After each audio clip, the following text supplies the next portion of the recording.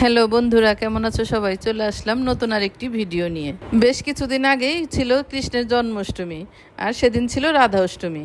আর এই রাধা অষ্টমীতে কি কি করলাম তোমাদের সাথে আজকে শেয়ার করব।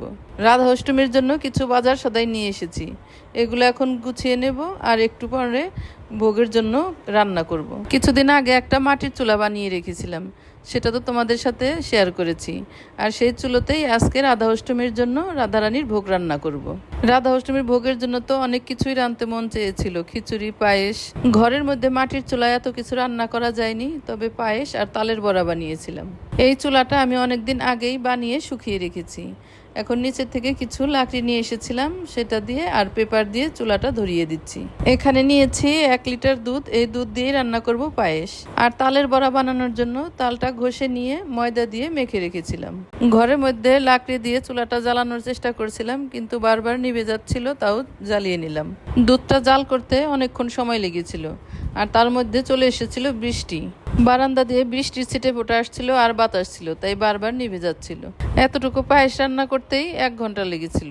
পায়েসটা তো রান্না করে নিলাম, এখন করব তালের বড়া। এই তালের বড়ার মধ্যে দিয়েছি ময়দা, লবণ, চিনি আর তাল। তেলটা ভালোভাবে গরম হয়নি, তারপরেও একটা একটা করে দিতে থাকলাম, হতে থাক আস্তে আস্তে।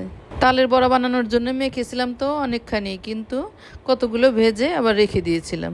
মাটির চুলোতে অনেক দেরি হচ্ছিল আর পুজোর সময়ও হয়ে আসছিল, তাই যেটুকু করেছি এটুক দিয়ে ভোগ দিব, বাকিটুকু পরে গ্যাসের চুলায় ভেজে নেব। আমাদের পাশের বাসায় সবাই মিলে পুজো করেছিল, কিন্তু সেখানে যেতে পারিনি। ঘরে এগুলো করতে করতে আমার দেরি হয়ে যাচ্ছিল। এই তো অবশেষে পায়েস আর তালের বড়াটা বানালাম, এখন পুজো দিব। রাধা অষ্টমী উপলক্ষে রামপুরা উলন মন্দিরেও অনুষ্ঠান হয়েছিল, সেখানেও গিয়েছিলাম বিকেলবেলা। রাধা অষ্টমী উপলক্ষে আবার সাংস্কৃতিক অনুষ্ঠানও হয়েছিল। রাধা অষ্টমীর উপবাস অনেকেই সন্ধ্যা পর্যন্ত করেছে, কিন্তু আমি বেলা 12টা পর্যন্ত করেছি। আমার ঘরে পুজো দিয়ে শেষ করতে করতে বেলা 1টা-1:30 বেজে গিয়েছিল। এরপর সবাইকে প্রসাদ দিলাম।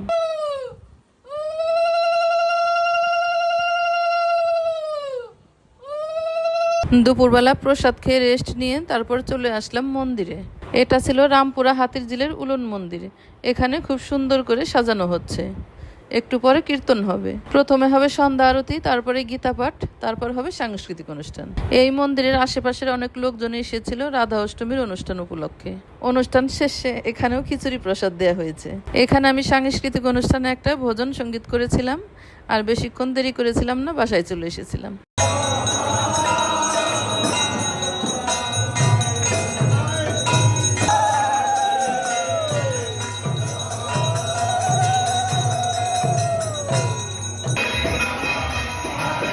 এই ছিল আজকের ভিডিওটি কেমন লাগলো লাইক কমেন্ট করে জানিও সবাই। ভালো থেকো সবাই, টাটা।